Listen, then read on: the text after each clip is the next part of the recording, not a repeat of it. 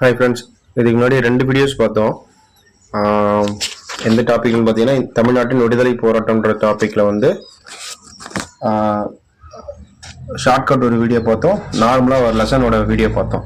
சென்னை வாசிகள் சங்கம் மற்றும் தேசிய பத்திரிகைகளின் தொடக்கங்கள், தி இந்து மற்றும் சுதேசம் அதை பற்றி பார்த்தோம். அதோட ஷார்ட்கட்ஸ், இயரோட ஷார்ட்கட்ஸ் பார்த்தோம். ஓகேங்களா? அடுத்தது இப்போ வந்து சென்னை மகாஜன சபை மிதவாத கட்டம் அப்படின்ற 2 டாபிக் பார்க்க போறோம். சென்னை மகாஜன சபை அதை பத்தி பார்க்கலாங்களா? சென்னை மகாஜன சபை தென்னிந்தியாவில் தெளிவான தேசிய நோக்கங்களுடன் துவங்கப்பெற்ற தொடக்க கால அமைப்பு சென்னை மகாஜன சபையாகும். தென்னிந்தியாவில்னா நம்ம சைடு தான் தெற்கன்னு சொல்லுவாங்கல்ல, தென் சைடு நம்ம தான் வட இந்தியான்னு சொல்லுவாங்க. நம்ம எல்லாரையும் தென்னிந்தியர்கள், தெற்க இருக்கிற நம்மள வந்து தென்னிந்தியர்னு சொல்லுவாங்க. தெளிவான தேசிய நோக்கங்களுடன் துவங்கப்பெற்ற தொடக்க கால அமைப்பு தான் சென்னை மகாஜன சபை.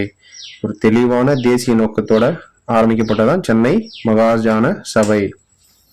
இது எப்ப தொடங்கப்பட்டதுன்னா 1884 மே 16 தொடங்கப்பட்டுச்சு.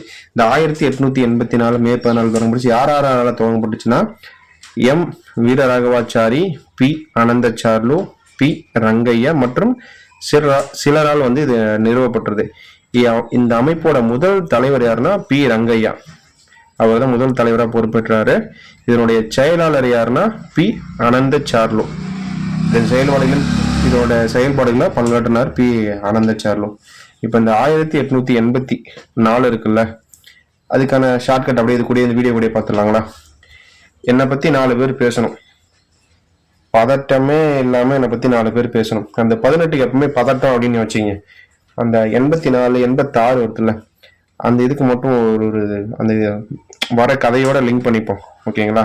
பதட்டமே இல்லாம என்னை பத்தி 4 பேர் பேசணும். ஓகேங்களா? என்னை பத்தி 4 பேர் பேசணும் தான் அந்த மகாஜன சபையை ஆரம்பிச்சாங்க. மகாஜன சபையை என்னை பத்தி 4 பேர் பேசணும்னு 4 பேர் சேர்ந்து மகாஜன சபையை ஆரம்பிச்சாங்க. அந்த 4 பேர் தான் வீரராகவாச்சாரி, அனந்தச்சார்லு, ரங்கையா மற்றும் சிலர். ஓகேங்களா? என்னை பத்தி 4 பேர் பேசணும், அந்த சென்னை மகாஜன சபையை ஆரம்பிச்சாங்க. ஷார்ட்கட் ஞாபகம் வச்சுங்க, பதட்டமே இல்லாமல் என்னை பத்தி 4 பேர் பேசணும், அதுதான் ஷார்ட்கட்.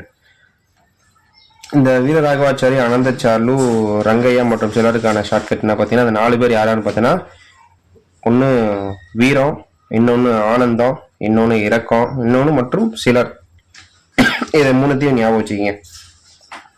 வீரராகவாச்சாரிக்கு வீரம், அனந்தச்சார்லு ஆனந்தத்துக்கு அனந்தச்சார்லு, இரக்கத்துக்கு இரக்கம் ரங்கையா மற்றும் சிலர் அப்படின்னு ஞாபகம் வச்சுங்க. ஓகேங்களா?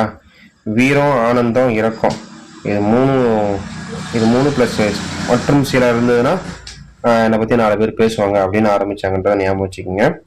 ஓகேங்களா? இவ்வமைப்பின் முதல் தலைவராக பி ரங்கையா பொறுப்பேற்றார். ரங்கையானா முதல்ல இரக்கம் ஜெயிக்குமா, வீரம் ஜெயிக்குமா, ஆனந்தம் ஜெயிக்குமா அப்படின்னு கேட்கும்போது இறக்க குணம் இருக்கவங்க தான் வந்து எல்லாரும் மதிப்பாங்க. அதனால வந்து அவர் தலைவரா, ரங்கையா அப்படின்றத தலைவரா போடுறாங்க. இதனுடைய செயலாளராக பொறுப்பேற்றார் அனந்தச்சார்லு. இறக்கம் இருந்தாலும் செயல்படணும், ஒரு ஆனந்தத்தோட செயல்படணும்ல. ஓகேங்களா? ஒரு ஆனந்தத்தோட செயல்படணும். அதனால வந்து பி அனந்தச்சார்லு இதன் செயல்பாடுகளில் பங்காற்றினார். ஓகேவா? அமைப்பின் உறுப்பினர்கள் குறிப்பிட்ட இடைவெளிகளில் ஒன்று கூடி தனிப்பட்ட விதத்தில் அறை கூட்டங்கள் நடத்தியும் பொது பிரச்சனைகள் குறித்து விவாதித்தும் தங்கள் கருத்துக்களை அரசுக்கு தெரியப்படுத்தினர். இப்போ இந்த கூட்டம் இப்போ ஆரம்பிச்சதுக்கு அப்புறம் என்ன பண்றாங்கன்னா, அவங்கள பத்தி அந்த ஏதாவது மக்களோட பிரச்சனை ஏதாவது இருக்கு அப்படின்னா, ஒரு குறிப்பிட்ட இடைவெளினா 2 நாளுக்கு ஒரு வாட்டியோ, இல்லை 1 மாசத்துக்கு ஒரு வாட்டியோ, இல்லை 15 நாளுக்கு ஒரு வாட்டியோ எல்லாரும் ஒன்று கூடி தனிப்பட்ட விதத்திலும் இல்லை கூட்டம் நடத்தியும் வந்து பொது பிரச்சனையை விவாதிச்சு பேசுவாங்க. தனிப்பட்ட முறையெல்லாம் இப்போ சுப்பிரமணியம் போறாரு, ராஜாஜி போறாங்கன்னா, இவர் 2 பேரும் திடீர்னு தனிப்பட்ட முறையில் சந்திச்சு இந்த பிரச்சனைக்கு இப்படி தீர்வாங்கன்னு பேசுற மாதிரி இந்த கட்சியில இருக்கவங்க, அந்த மகாஜன சபையில இருக்கவங்க வந்து தனிப்பட்ட முறையிலையும் பார்த்துப்பாங்க. அது இல்லாம பொதுக்கூட்டம் நடத்தியும் வந்து எல்லாரும் வாங்க அப்படின்னு சொல்லிட்டு கட்சியோட உறுப்பினர் எல்லாத்தையும் கூட்டி அப்படியும் சந்திச்சு பாக்குறவங்களும் இருக்காங்க. ஓகேங்களா? இந்த பிரச்சனையை வந்து அரசுக்கு தெரியப்படுத்தினாங்க. குடிமை பணிகளுக்கான தேர்வுகள் இங்கிலாந்திலும் இந்தியாவிலும் ஒரே சமயத்தில் நடத்தப்பட வேண்டும் அப்படின்னு கோரிக்கை வச்சாங்க. இந்த சென்னை மகாஜன சபையோட கோரிக்கை என்னன்னா, இங்கிலாந்துலயும் இந்தியாவிலையும் ஒரே சமயத்தில் இந்த யூபிஎஸ்சி எக்ஸாம் இருக்குல்ல, குடிமை பணிக்கான தேர்வு, அதை வந்து 2 பேருக்கும் ஒரே டைமில் நடத்தணும் அப்படின்றத கோரிக்கையாக வச்சாங்க. இந்தியாவில் ஒரு வாட்டியும் இங்கிலாந்தில் ஒரு வாட்டியும் நடத்தக்கூடாது அப்படின்ட்டு. ஏன் அப்படின்னா ஃபஸ்ட்டு பார்த்தீங்கன்னா ஃபஸ்ட்டு இந்தியாவிலே இல்லை, இங்கிலாந்தில் தான் இருந்துச்சு. இங்கேருந்து அங்கே போய் எழுதணும். ஓகேங்களா, அது நிறைய பேர் கஷ்டமாக இருந்தது. அதுக்கப்புறம் இந்தியாவில் கொண்டு வந்தாங்க. இங்கிலாந்தில் ஒரு வாட்டி இந்தியாவில் ஒரு வாட்டி இப்படின்னு வைக்கிறத ஒரே டைமில் நடத்தணும் அப்படின்றத ஒரு கோரிக்கையை முன் வச்சாங்க. லண்டனில் இந்திய கவுன்சிலை மூடுவது, வரிகளை குறைப்பது, இராணுவ குடியியல் நிர்வாக செலவுகளை குறைப்பது ஆகியன இவ்வமைப்பின் கோரிக்கைகளாகும்.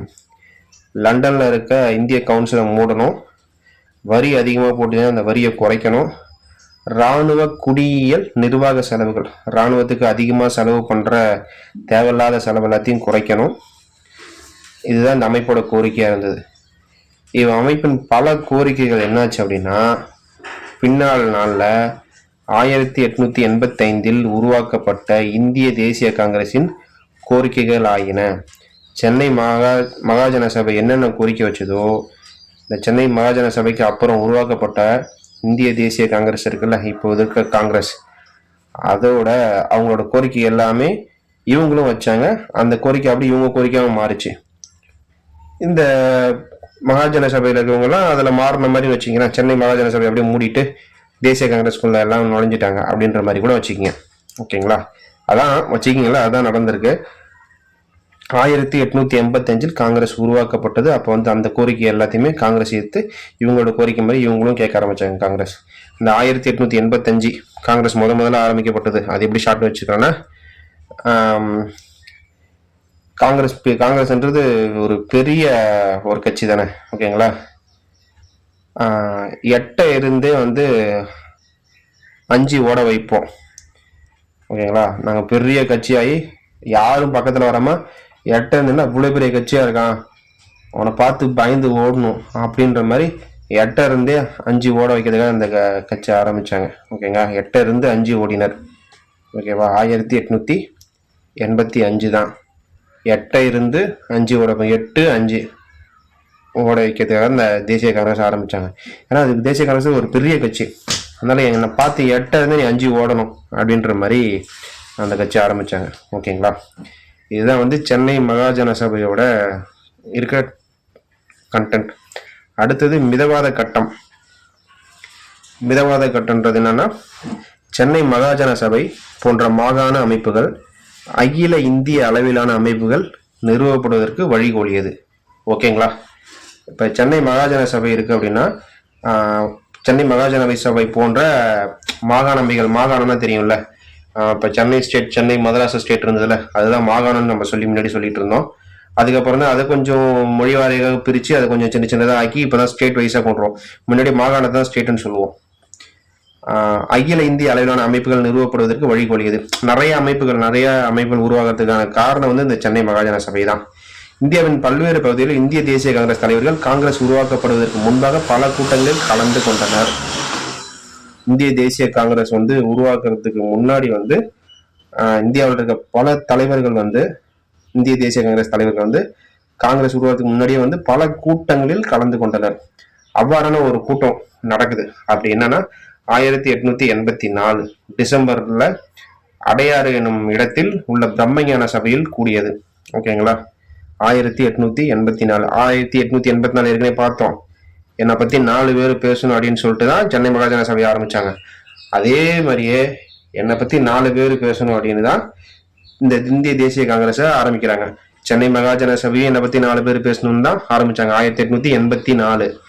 அதே மாதிரி மிதவாத கட்டம். இப்போ இதில் வந்து இந்திய தேசிய காங்கிரஸ் என்னை பற்றி 4 பேர் பேசணும் அப்படின்னா, இந்திய தேசிய காங்கிரஸ் அந்த 4 பேர், அதில் 4 பேர் பார்த்தோம். யாரு? வீரம், இரக்கம், ஆனந்தம் மற்றும் சிலர் அப்படின்னு பார்த்தோம்னா, வீரராகவாச்சாரி, ஆனந்தச்சார்லு, ரங்கையா மற்றும் சிலர். இதுலேயும் அதே மாதிரி இருக்காங்க, என்னை பற்றி 4 பேர் பேசணுன்ட்டு. டிசம்பர்ல அடையாறுல நடத்துகிறாங்க.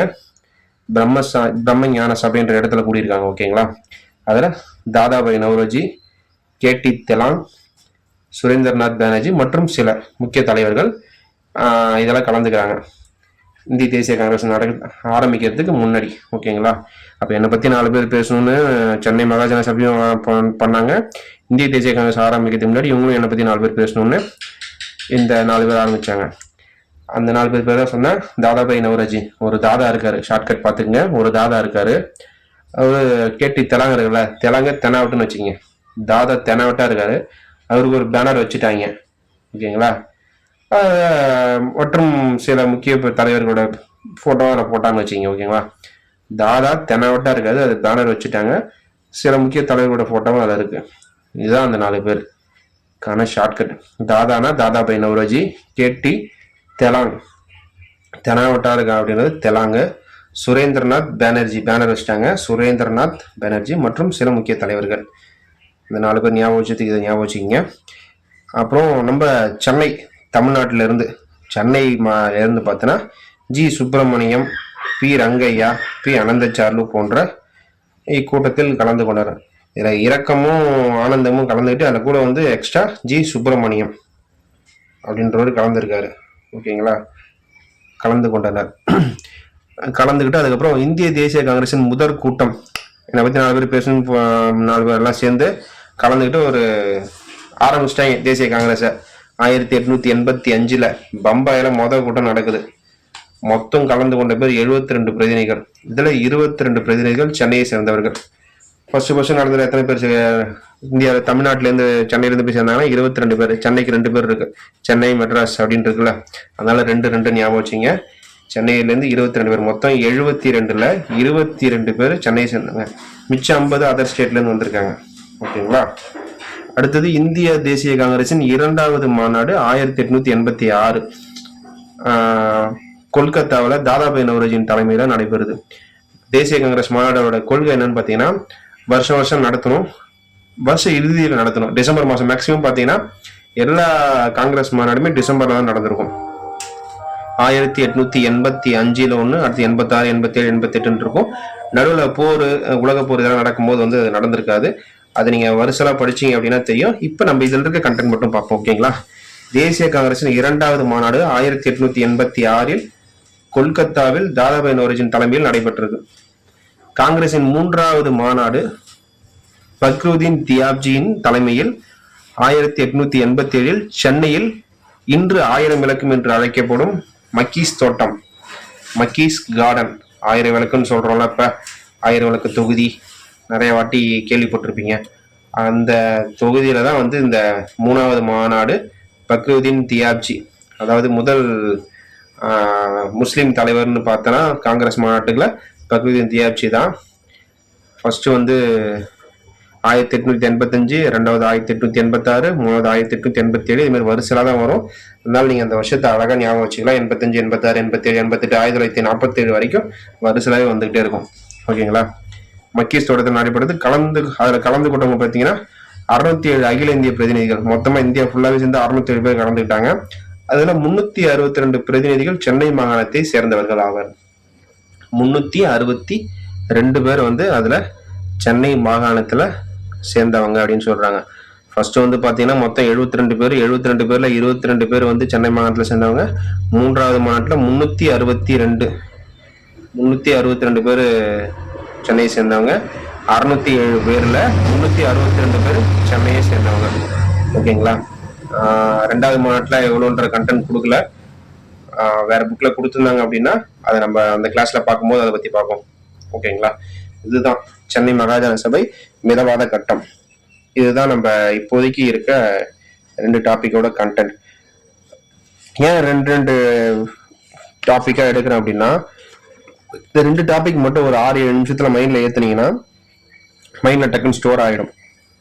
நீங்க புக் எடுத்து பாத்தீங்கன்னா மொத்தமா ஒரு 15-20 டாபிக் கிட்ட வருது. நம்ம மொத்தமா பார்க்கும்போது என்னடா அதை படிச்சோம் இதை படிச்சோன்ட்டு மைண்ட்ல ஞாபகமே இருக்காது. ஸோ அதனாலதான் வந்து 2 நடத்துறேன். 2 படிக்கும்போது உங்களுக்கு ஈஸியா இருக்கும், மைண்ட்ல ஸ்டோர் ஆகும். ஒரு 10-15 நிமிஷத்துல அந்த 2 கண்டென்ட்டை படிச்சிருவீங்க. அதுல இருக்கிறதே மொத்தம் ஒரு 5-6 பாயிண்ட் தான் இருக்குமே. தமிழ்நாட்டின் விடுதலை போராட்டத்துல ஒரு டாபிக்ல பாத்தீங்கன்னா ஒரு 5 பாயிண்ட் இருக்கும். அடுத்த டாபிக்ல பார்த்தா 5 பாயிண்ட். 10 டாபிக் 10 நிமிஷத்துல மைண்ட்ல ஸ்டோர் ஆயிடும். அதனாலதான் நடத்துறேன். இப்போ சென்னை மகாஜன சபை மிதவாத கட்டத்துல என்னன்றதை பார்த்துட்டோமா? ஓகேங்களா. நெக்ஸ்ட் அடுத்த வீடியோவில் வந்து உங்களுக்கு அடுத்த ஒரு 2 டாபிக் எடுக்கிறேன். ஓகேங்களா. Thank you friends.